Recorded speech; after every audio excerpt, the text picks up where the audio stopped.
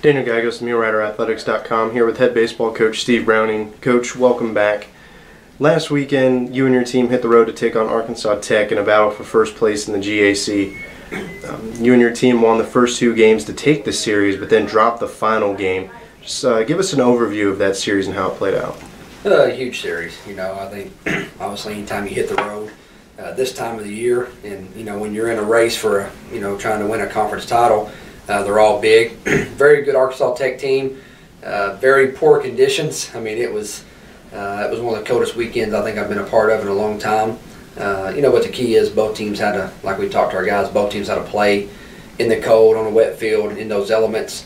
So it's pretty even. But big series win for us. We got off to a great start. You get greedy. You win game one, you win game two, and you hope that momentum can carry you into game three. But it didn't happen that way. But first two games saw great starting pitching. From they moved through game one, kept us in a ball game there, and our offense just kind of a run here, 2 runs there, and we were able to kind of put it out of reach there late. Same thing, kind of game two. James Bond threw really well for us.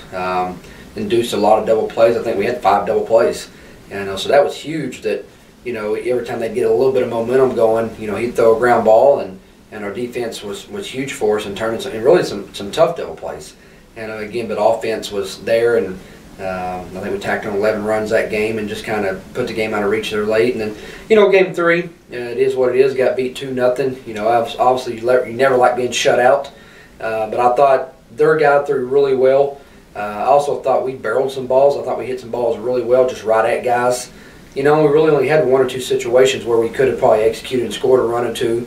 And one of those we had bases loaded, and David Harris up, and he hits the ball about as hard as you can right at the right fielder. If he's a little bit earlier, a little bit later on, it's probably in the gap or down the line or a home run. And so it's a game of inches. And so big weekend for us. We felt really good about going up there and getting 2 out of 3 and kind of putting ourselves in sole possession of first place. And in midweek action this week, a couple days ago now, you guys traveled to Wiley College and wound up sweeping the doubleheader against Wiley College.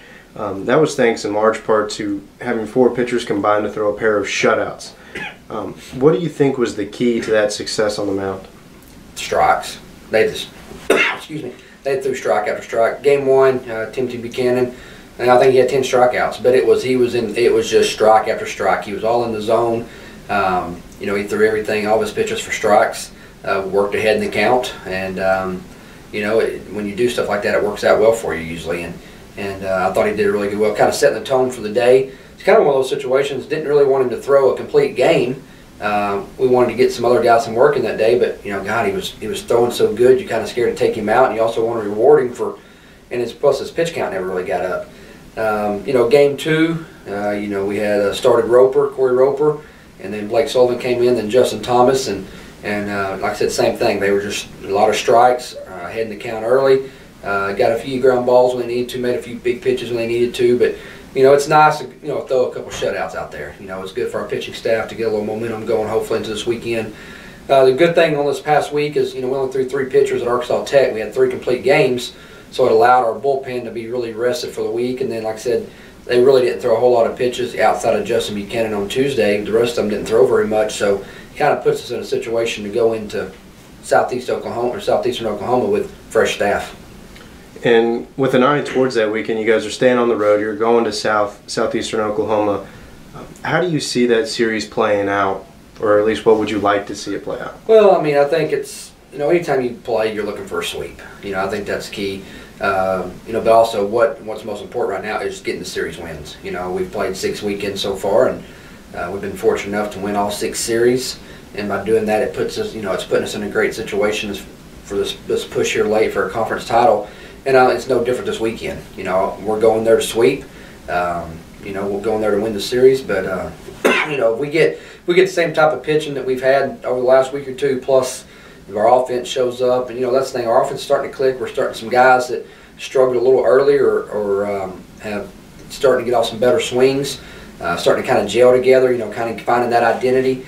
And that's tough sometimes. Obviously you want to find that about week 1 or week 2, but realistically you don't. And but with this late season push here, we're starting to find our identity offensively. I think defensively, as well. You know, we're starting to play a lot better on defense, and you know, and I think that bleeds over to our pitchers. You know, when they see our defense making plays, it gives them a little more confidence to throw more strikes and kind of trust our defense instead of having to go out or strike out all the time. So, big weekend for us. You know, anytime you go to Southeastern Oklahoma, you never know what type of elements you're going to get, wind, rain, weather, whatever the case is. But nonetheless, it's baseball. You got to play the game, and it's going to be a fun weekend. All right, thank you very much for your time. Head baseball coach Steve Browning. Best of luck this weekend. Thanks.